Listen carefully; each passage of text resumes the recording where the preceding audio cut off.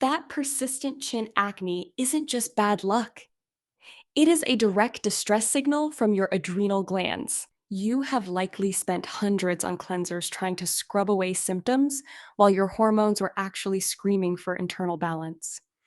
Your skin is the most visible dashboard for your endocrine system, and ignoring these specific patterns can lead to months of systemic imbalance. The third signal I will show you today reveals exactly which organ is struggling. Something almost nobody connects to their cycle, but once you see the pattern, it becomes obvious. So sit back, grab a glass of water, and let's look at what your body is trying to tell you. Your skin is an organ, just like your liver or your heart, and it is incredibly sensitive to the ebbs and flows of your hormones. To understand what it is saying, we have to look at the three main players in your hormonal cycle: estrogen, progesterone, and testosterone.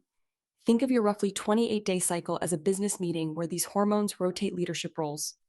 If the speaker is aggressive, your skin reacts. If the speaker is calm, your skin glows. Let's start with the most common complaint: the jawline breakout. We have all been there.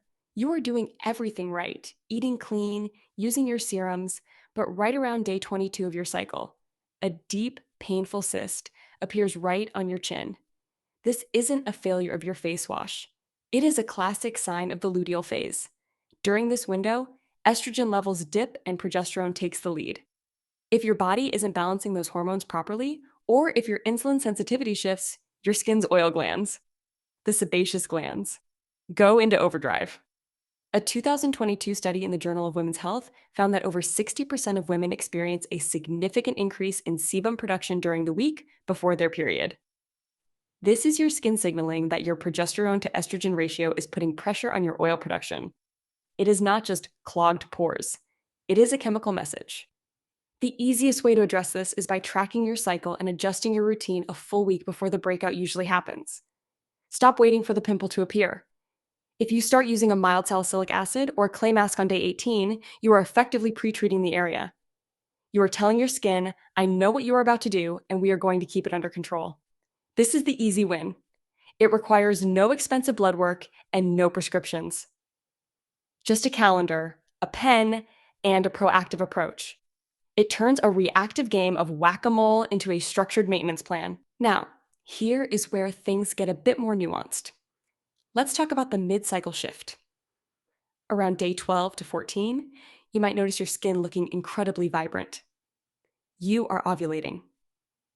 Estrogen is peaking, and with it, your collagen production gets a nice little boost. Your skin is thicker, more hydrated, and let's be honest, it is probably the time of the month you feel most like showing off your face to the world. But look closer at that mirror. Do you see small, red bumps or a sudden sensitivity that doesn't feel like an oily breakout? That can be a sign of a histamine spike linked to your rising FSH or follicle-stimulating hormone levels. If you are finding this helpful, hit subscribe. I drop videos like this every week to help you decode your body's signals. If this is clicking for you, a quick subscribe helps me keep making these, and it ensures you don't miss the deep dive I have planned on hormone-disrupting chemicals. Now, let's get to the one I've been saving for you. This is the most surprising sign, and it's one that doctors and dermatologists often overlook entirely. Have you ever noticed your skin becoming incredibly dry, papery, or even itchy in the days immediately following your period? You might think it is the weather or a change in your moisturizer. Actually, this is a clear sign of low estrogen recovery. After your period ends, your body is supposed to ramp up estrogen quickly if your body is stressed. Maybe due to high cortisol from work or poor sleep, that estrogen bounce back is delayed. Your skin is showing you that you are estrogen depleted in the early follicular phase. Think about that. Most people blame the winter air or a bad cream, but it is actually a reflection of your body's ability to recover from the inflammatory event that is menstruation. When you see this dryness, don't just reach for a heavier cream. That is a band-aid. Instead, focus on nutritional support for your estrogen production. Think flax seeds, high-quality fats, and magnesium. I had a friend named Sarah who struggled with this for years. She thought she had eczema. She spent hundreds on heavy-duty steroids from her doctor.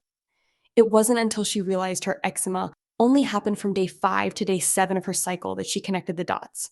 She started supplementing with magnesium glycinate and increasing her healthy fats during her period. Within 3 months, the eczema vanished. It wasn't skin disease, it was a hormonal recovery gap. Once you see your skin this way, you can't unsee it. You start to view your complexion as alive, updating data feed. You aren't just applying product to a surface, you are responding to the metabolic state of your entire body. This requires you to step back from the everything shower and the 10-step skincare routines. Most of those routines are built for someone who doesn't track their cycles. They are static. But you are dynamic. Your needs on day 5 are completely different from your needs on day 22. Consider the role of androgens like testosterone. During the second half of your cycle, if your body produces too much, your skin won't just get oily, it will get thick. You might notice your pores look larger. You might even notice slight facial hair growth or darkening near the chin. This is your skin telling you to look at your blood sugar. When insulin spikes, it causes your ovaries to produce more testosterone. Your skin is effectively saying, hey, whatever you had for lunch, the sugar, the heavy carbs, it's triggering an androgen spike. That is a signal worth paying attention to. It is not just about aesthetics, it is about metabolic efficiency. So there you go. 3 distinct ways your skin is communicating your hormonal health: the luteal phase chin cyst, the follicular phase dryness, and the androgen-driven pore size increase. The third one alone, the dryness following your period, can tell you more about your stress levels and recovery than a basic blood test ever could. Stop treating your face like a generic canvas. Start treating it like a mirror for your internal systems. When you do that, you stop fighting your skin and start working with your biology. If you got value from this, share it with someone who needs to hear it, and subscribe so you don't miss our next breakdown. I'm already working on a video about how to map your skincare routine specifically to these 3 hormonal phases, and you are not going to want to miss that. Stick around, and I will see you in the next one. Yeah, it is time to start listening to your skin. It has been trying to tell you everything you need to know for years. You just had to learn how to translate the language. See you next time.